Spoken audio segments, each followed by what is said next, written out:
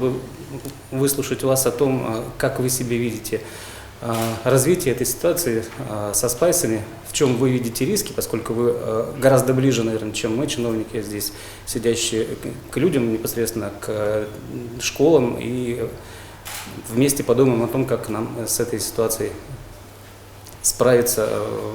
Понятно, что в короткие сроки этого не сделать, но тем не менее, как нам выработать наиболее эффективные механизмы борьбы с этим злом. К сожалению, всем уже очевидно, что эта угроза и эта проблема не обошла стороной наш регион. И что бы кто ни говорил, я очень много езжу по городам, селам и весям от общественной палаты. И эта проблема существует сейчас в каждом муниципалитете. То есть, что мы сейчас видим? Информация в СМИ, которая проходит о том, что ребенок отравился и попал в реанимацию, она становится практически уже ежедневной. Порог начало употребления наркотиков, который сейчас, например, начинается там с 14 лет, уже тоже никого не удивляет. Но в то же время самое страшное в этой ситуации то, что абсолютно в полной растерянности находятся директора школ, в которых это происходит. В полной растерянности и непонимании, что делать, находятся учителя, врачи, да, те же правоохранительные органы. Единственное, что изменилось за последнее время, если смотреть с практической точки зрения, ужесточилось уголовное наказание за распространение, хранение, сбыт наркотических средств. Все, этого крайне недостаточно, этого крайне мало. Могу, например, привести примеры. Школа находят один из наших муниципалитетов республики, находят буквально в конце учебного года закладку, так называемую, с наркотическим веществом. Далее в дальнейшем определяют, что это спайс. Вопрос, а что дальше с этим учеником, который это же принес и положил? А где он дальше будет учиться? С теми же учениками, когда он уже является, по сути, наркоманом, и употребляет давно эти спайсы. У меня, например, был страшный для меня пример. Ребенок 12 лет, мой собственный сын, приходит ко мне и говорит: мама, мне сегодня в школе предложили наркотики. У нас благополучная семья, ребенок учится в лицее. Я понимаю, потому что я работаю с этим, то, что это действительно может иметь место. Звоню классному руководителю, прошу ребенка ни с кем об этом не разговаривать больше, поговорить только с классными руководителями. Что происходит дальше? Дальше звонят с ОПДН и просят меня с ребенком прийти в комиссию по делам несовершеннолетних, чтобы дать объяснение, показания. Я начинаю разговаривать с представителем ОПДН, говорю, что здесь должна вести серьезная оперативная работа, начиная через общественников, через наши какие-то связи, потому что реабилитацией занимаемся непосредственно наркозависимых.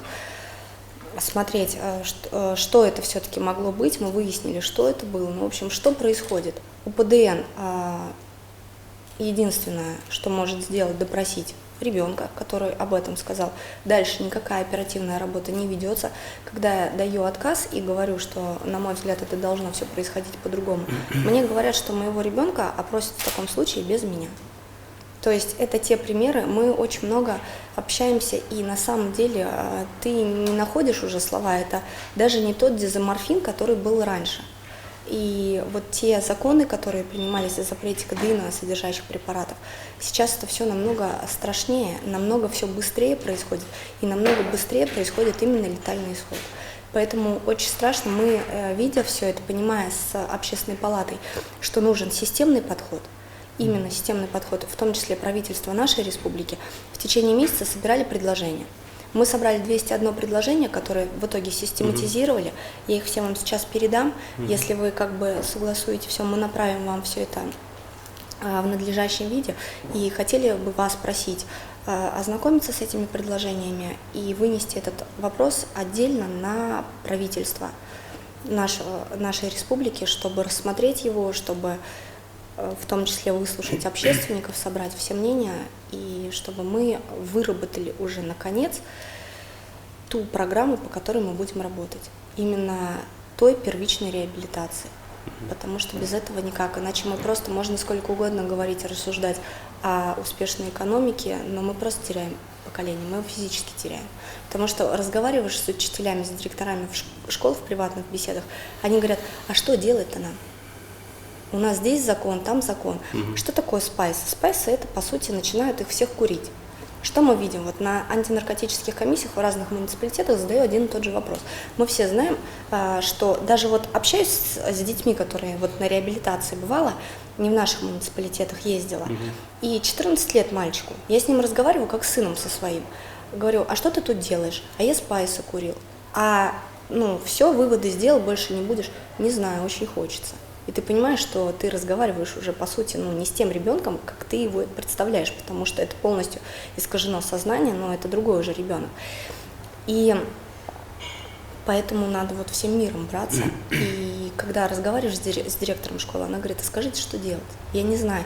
И возвращаясь к курению в школах, неужели нельзя выставить те же какие-то там дежурные, десанты? Просто вот мы учились, был нонсенс курения, да, курили, но как-то всех ругали, на линейках вызывали, а сейчас курят и курят.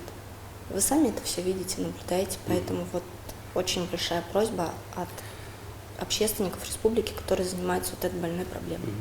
Анна, я вам хочу сказать, что правительство рассматривает это действительно как проблему, как очень серьезный вызов сегодня всему нашему обществу. И мной были даны поручения в апреле министру образования разработать методические рекомендации учебным заведениям, муниципалитетам, как бороться с этим злом на уровне школ. В мае я давал поручение главам муниципалитета взять на личный контроль эту ситуацию, отработать это с правоохранительными органами на местах в части профилактики. Но, слушая вас, понимаю, что ситуация сегодня не улучшается, а напротив, она лишь усугубляется. Поэтому, первое, что я предлагаю сделать, на следующей неделе я проведу рабочее совещание с министром образования, с министром здравоохранения, для того, чтобы понять, как ситуация, по их мнению, сегодня складывается, с учетом тех поручений, которые я уже давал. Предлагаю, не откладывая этот вопрос, рассмотреть на ближайшем заседании правительства. Но, говоря о совещании, на следующей неделе хотел бы вам предложить принять в нем участие. С удовольствием, спасибо большое. Безусловно, будет для нас очень важным ваше участие на правительстве с информацией, с предложениями о том, как сегодня нам вот эту методологию борьбы с этим злом трансформировать в нечто более эффективное, поскольку мы с вами понимаем, видим, что сегодня эта работа в том формате, который привычен, а результатов, к сожалению, не дает. Вот, предлагаю на этом сейчас, вместе с вами остановиться, договориться об этом, но начнем с того, что на следующей неделе проговорим с министрами о том, как эти поручения выполняются, в том числе, как ситуация складывается в этом смысле с точки зрения профилактики на территории муниципалитетов. Спасибо большое.